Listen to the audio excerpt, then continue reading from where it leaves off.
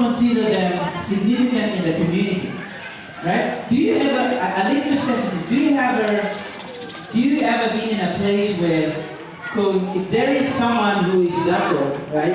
Mga dato, mga rich people, right? If they come to your house or if you see them, you will pay more respect to them than anyone who is just a normal person. Have you guys been in a situation like this? Someone who's just like us, but because he's rich, he has a car, maybe he has some few left and cares some cattle, or if he's someone of a higher position, he comes to your house, he comes into the church, you will treat him different than a person who's just a normal person. Wow.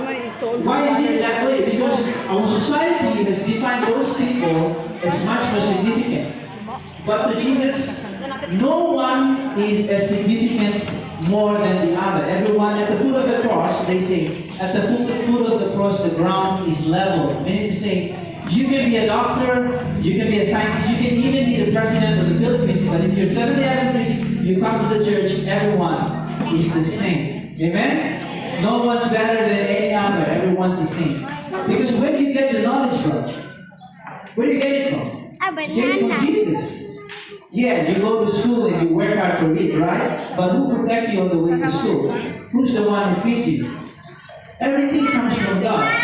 None of us can say that we work so much, right? You were going to say that, hey man, I work so much and akong sweldo, parang siguro I will not put my tax because that's my money, man. I do what I want to do with the money, right? You think like that, but it's actually not your money. It's actually God's money. Everything that you have, the life that you have comes from God. How would you say it's your money?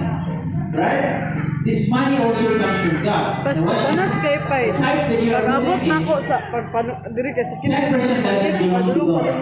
Okay? Actually, 100% belongs to God. God is giving you the chance to manage 90% and give Him back that 10%. Okay? That's why you don't own any of the money that you work hard for. You don't own them, just like you don't own your own life.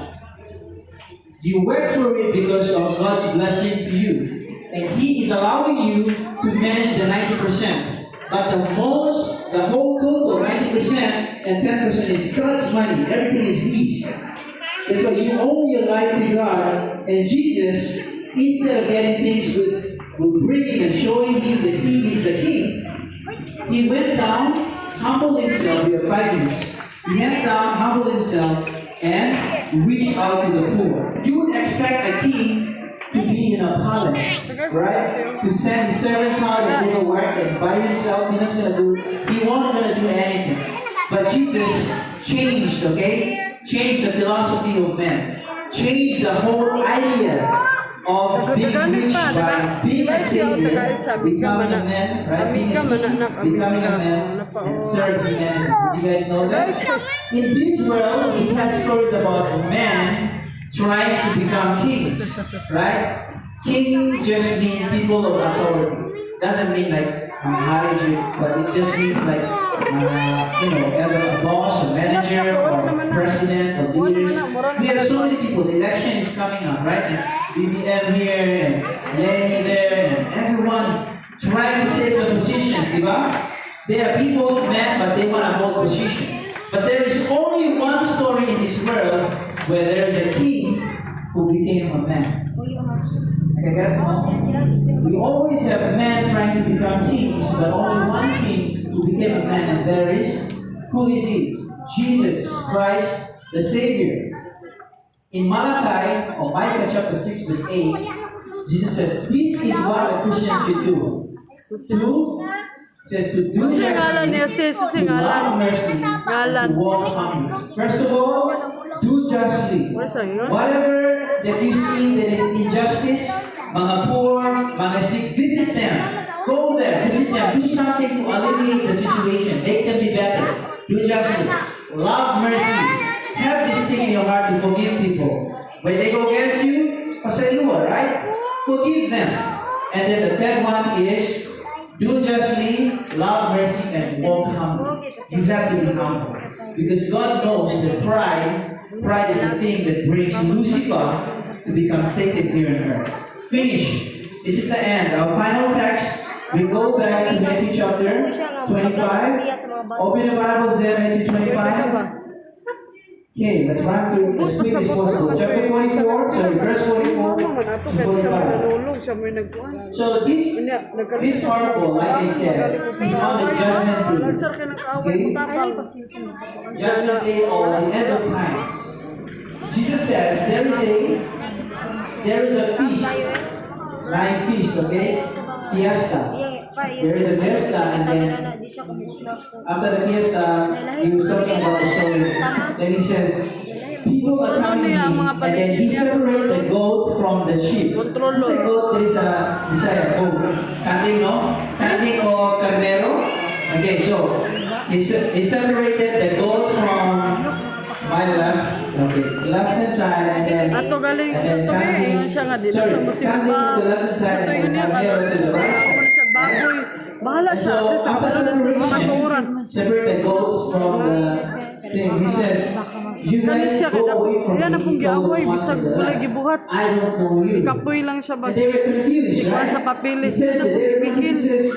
Pag uman, nibalik naman po siya. He says, Nalibog ba? they were confused because he said, the reason why he said, you move them to the left hand side, to the other group, he said, because when I was hungry, you didn't give me anything to eat.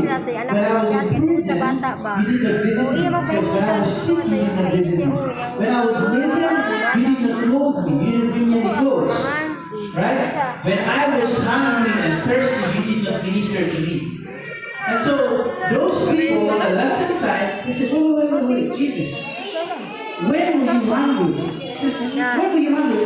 We didn't know that they were Kuhan man hungry. sa kagutom. Diba? They say that. You know what? They were actually judging themselves by saying that because they say what they are implying is that if it was Jesus, they will attend to him. But because he is not Jesus, they are not Jesus. That's why they did not attend to him. You know that? Okay, you may be sitting there preaching about them, but this is what I want to say to you. Maybe few of us in this church really are like those people on the left. Right? Maybe Grabe ni mo sa when you kinis become ko, bilar how kay much you ka. belong to community. Kay inana, bisag ginakuan Yung ka. mga silingan. Pero pa sa Diyos na lang. Hindi naman nabala niya. Or is it always to the giving of the tracts, or you wait for a global village, you want to do any other universal activity in order to do that work?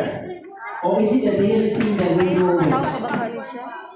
Do you have a food like a delicious meal? I don't know. Ito ni mo, What is the ang best meal muslay sa here? imong kagalingan. Strategy? Ang What's the muslay. kwan ba? The legacy ba? Ang muslay Here na in bagay. Cagayan de Oro. What do you guys do? Dami na sa leksyon. What's your best meal? Recipe?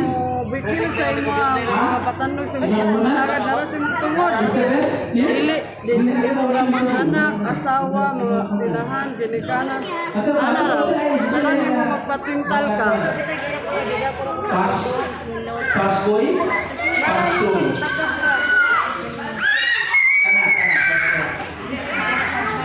Diba? So, what I'm trying to say is, who knows how to cook here? Honestly, I don't know yes. Who knows how to cook? Maybe you know how to cook the good Wala food, siya right? basta di masaktan. I don't know, maybe tortas along now, whatever you know how to cook, right? So instead of waiting for, we're gonna have an outreach, we're gonna have a visitation, right? We're gonna have an evangelistic program. Instead of waiting for that, why not you do the initiative by cooking some meal and giving to your neighbors, right? Or why not visiting them and asking them, hey, the place looks a little bit messy. Why do you mind if we come there and help you clean the house or help you clean the yard? We don't do those things. We always wait for an activity, mga Adventist community service or mga youth community service, whatever it is. We always wait for that so that we can do something. We always wait for a global youth day so that we can go to the hospitals and visit the sick people. Or go to the prison and visit mga inmates sa presohan. Diba? As a Seventh-day Adventist, do you only keep the Sabbath Wala man yung ganahan sa iya. and pay the tithes? Do you think that's enough? Pag Do you think coming to church on Wednesdays and Fridays, that's good?